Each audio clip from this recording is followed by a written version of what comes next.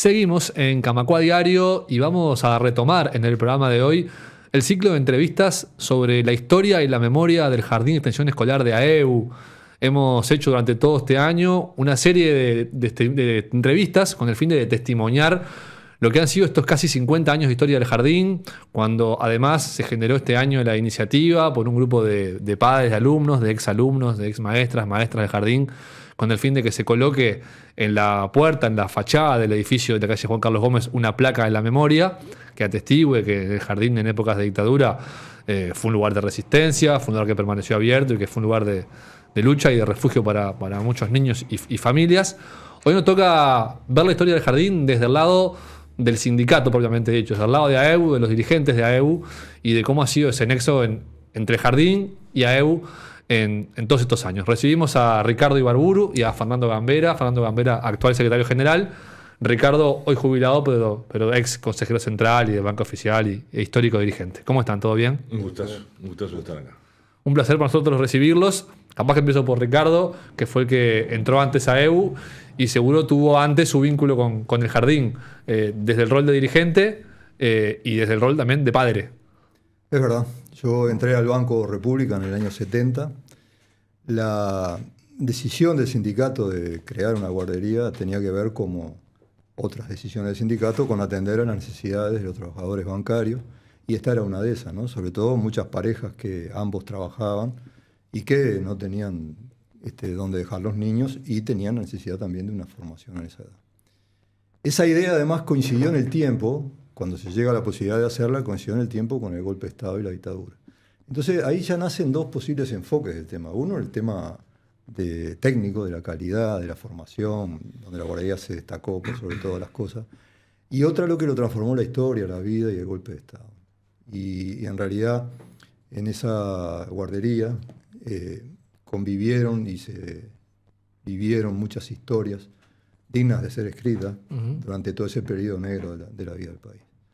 Yo en ese entonces vivía en Malvin con mi compañera trabajaba en Carrasco y yo trabajaba en el Banco de la República. Teníamos dos niñas, una de ellas hoy tiene 50 años y ella fue una de las primeras que inauguró la guardería de AEU. Nosotros la traíamos, compartíamos con mi en aquel entonces esposa, la traía y la llevaba de las gurisas. Yo las traía a mediodía, entrábamos a mediodía al banco, las dejaba. Y ella venía de Carrasco después en un 107, que era el medio de transporte, y las levantaba a media tarde y las llevaba para allá, ¿no? Ese esquema lo mantuvimos hasta que yo ya no pude seguirlo llevando adelante, porque yo fui detenido en el año 77, y ahí se incorporó mi madre a jugar ese papel. Y ahí se abrió para mi madre también una experiencia que otras madres y abuelas compartieron en este local, que fue verse con otras personas, mujeres y hombres que estaban viviendo, como todos los uruguayos, esa negrura.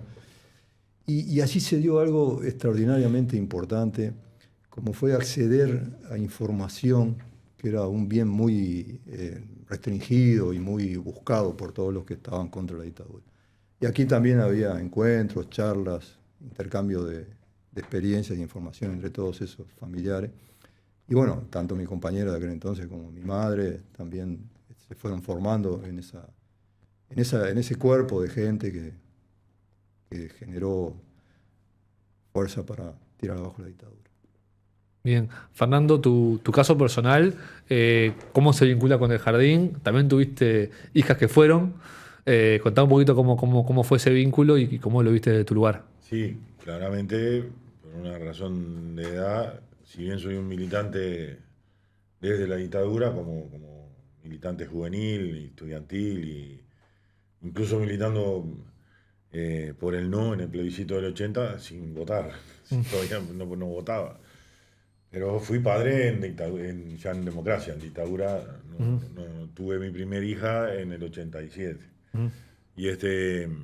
Y bueno, y las peripecias, cada uno es eso, uno y sus peripecias, me llevaron a vivir después del primer año de Paula, de la primera de mis hijas, a vivir a Paysandú, pero desde ahí ya empecé a conocer la influencia de nuestro jardín sobre nosotros los padres, ¿no? La influencia de un marco de tranquilidad. Si están en AEU, estamos tranquilos. Si AEU opina o si la guardería de AEU opina que esto está bien, estamos tranquilos. Y en ese sentido, mi primera experiencia en Paysandú fue que visualizamos a la guardería de la Asociación Cristiana de Paysandú como un jardín que tenía un perfil y de alguna manera un lineamiento de valores y demás que coincidía con lo que nosotros percibíamos de nuestro jardín. Y si bien habían varias otras buenas guarderías y jardines en Paysandú, tratamos de tener un acercamiento y una entrevista entre la dirección de nuestro jardín con la dirección del jardín de Paysandú, y eso dio resultado un convenio en donde mis hijas no empezaron su educación inicial directamente en el jardín de AEU aquí en Montevideo, pero sí, de alguna manera supervisadas y eso por un acuerdo que hubo entre el jardín de AEU y el jardín de la Asociación Cristiana de Paysandú. O sea que ya desde allá y a lo lejos el vínculo se estableció. Después la vida quiso que viniéramos a vivir a Montevideo. Ya Mariana, la más chica, hizo desde nivel 3 aquí en el jardín, y la más grande, Paula, hizo extensión escolar, y Mariana hizo hasta el último año de extensión escolar en la Escuela Chile. Y ese es el otro aspecto del jardín que a mí me parece que hay que poner en el balance, ¿no? Porque yo soy de las generaciones que tuvimos aquí las discusiones internas de si había que extender la educación inicial a la educación primaria, y todas estas discusiones que se dan a veces de que uno quiere lo mejor para los hijos, también cree que lo mejor es que lo que está bueno en educación inicial se extienda, y sin embargo había una posición política muy clara y firme, y hasta el día de hoy, de defensa de la enseñanza pública, ¿no? Entonces ahí había una suerte de contradicción, pero en realidad yo lo viví no tanto como una contradicción, sino que creo que la incursión de los chiquilines de la extensión escolar de AEU en aquel tiempo de mis hijas en la Escuela Chile, hoy en otras escuelas, de alguna manera fomentaban y fortalecían la escuela pública, y a nosotros los padres nos involucrábamos en esa escuela pública. Entonces también tuve esa doble experiencia que para mí fue clave nuestro vínculo con el jardín de AEU. Y lo otro es que a medida que van creciendo y se van acercando a la extensión escolar, y de ahí para adelante también, pero incluso antes en la educación inicial, hay todo un énfasis en la formación de los gurises que va un poco más allá de lo curricular y que va en el desarrollo de la persona como tal, en saber tener emprendimientos en colectivo, en tener responsabilidad sobre ese colectivo, en que no se deja abandonado a los compañeros cuando hay un compromiso, sea del deporte, sea del arte, sea del campamento, sea del que sea, hay una responsabilidad que se transmite respecto a trabajar en colectivo. Bueno, todo eso yo lo mamé y lo viví con mis hijas, y creo que son de los valores fuertes de un jardín. Es verdad, estamos cambiando mucho.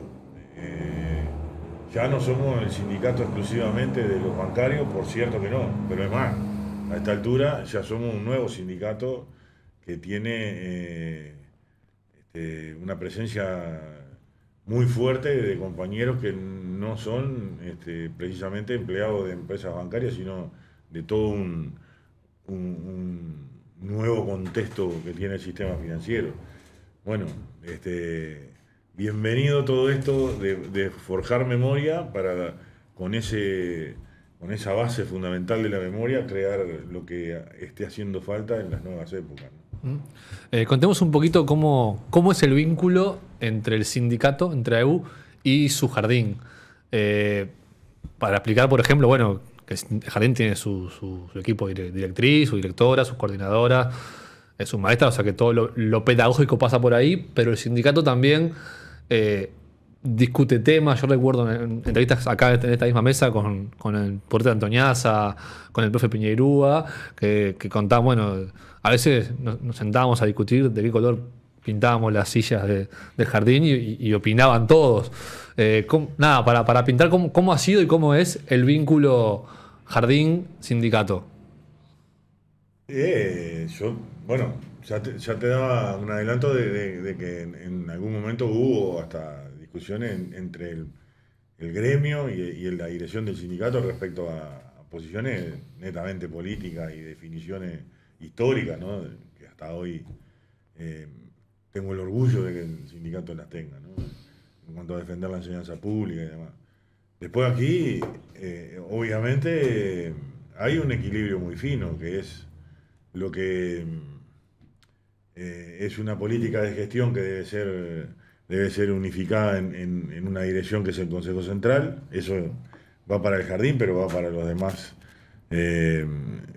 servicios que componen este conglomerado que es AEU, tanto las colonias de vacaciones como el club deportivo y demás. Pero este equilibrio está basado en una cosa que para mí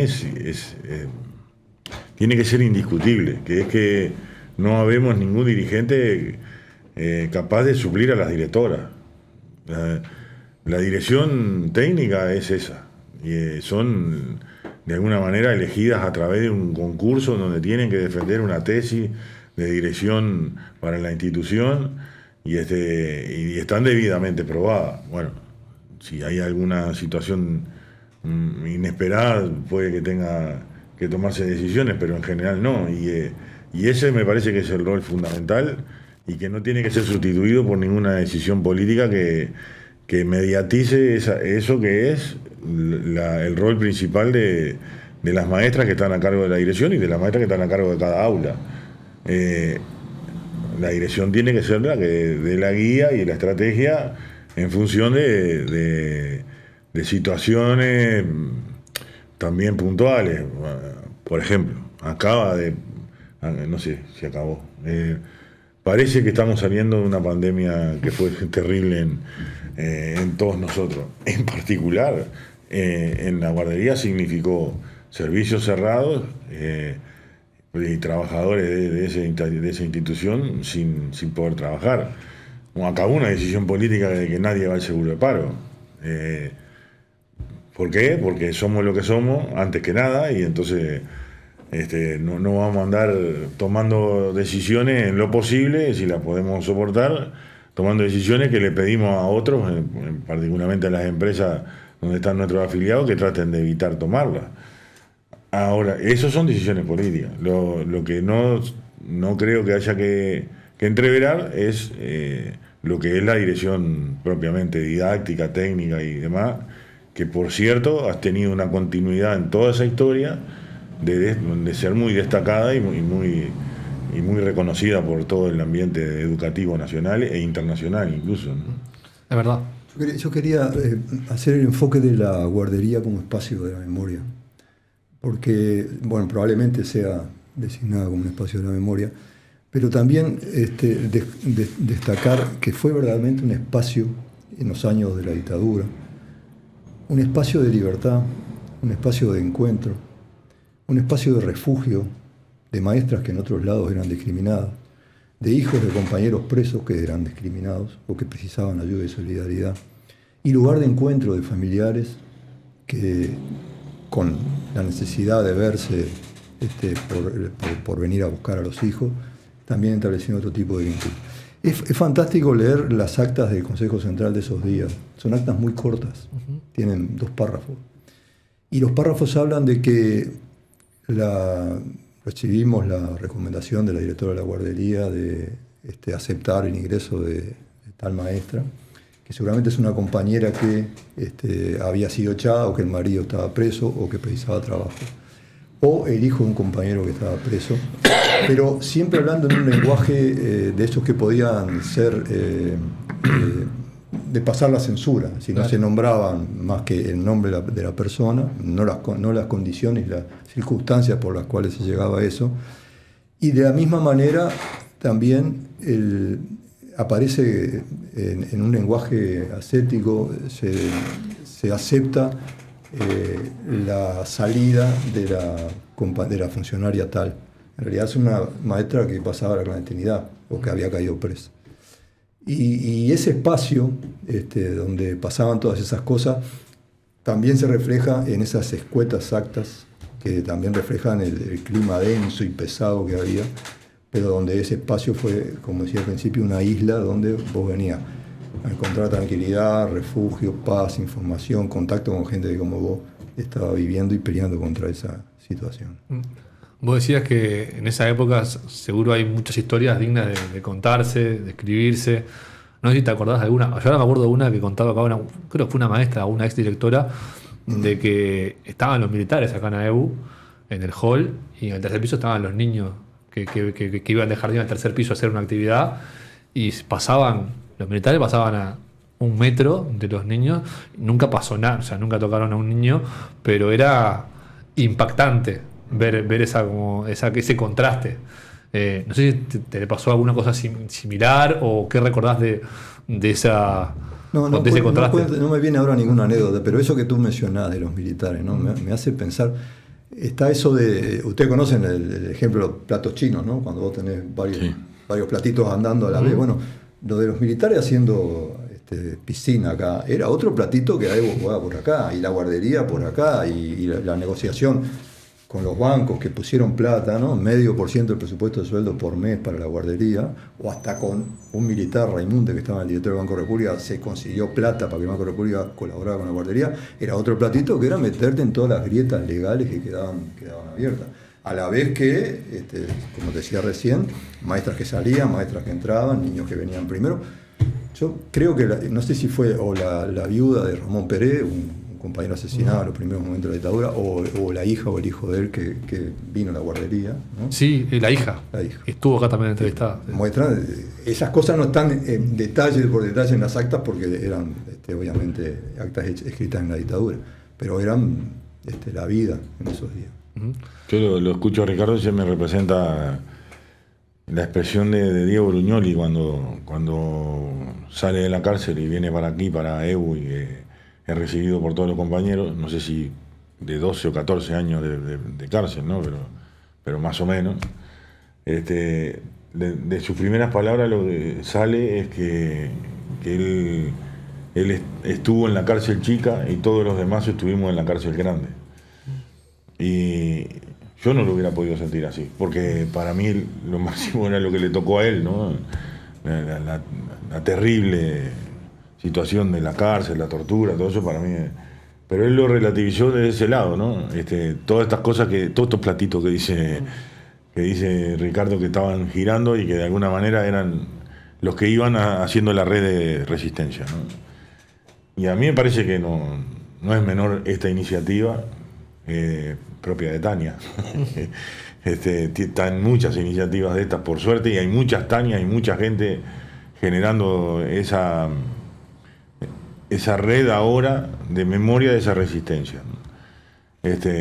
Y además porque creo que esa marca se mantiene después en el tiempo indeleble, ¿no? O sea, los niños del jardín en democracia, como son mis hijas, son especialmente críticos. Los que salieron del jardín de AEU, no sé, de otros lados serán también, pero a mí me llama la atención una vara muy, muy, muy marcada que hay en los niños que salen del jardín de AEU, de que son especialmente críticos, y ya siendo chiquitos y siendo escolares o del jardín, tienen esa impronta de que no basta con que es no porque yo digo que no. A un porqué tiene que haber y se me tiene que explicar, ¿no? Y eso hace probablemente a que ese espacio de libertad que se construyó, que describe bárbaro Ricardo en épocas de dictadura, de alguna manera en democracia hay que seguirla regando para que haya junto con la memoria una masa crítica que evite que eso vuelva, que que sea la garantía del nunca más, ¿no? Tal cual, bueno, creo que cerramos con ese mensaje que está muy bueno. Manso, Ricardo, gracias por este rato. Gracias por compartir su testimonio. A ustedes. Hasta la próxima. Gracias a quienes nos dieron la oportunidad. Un abrazo.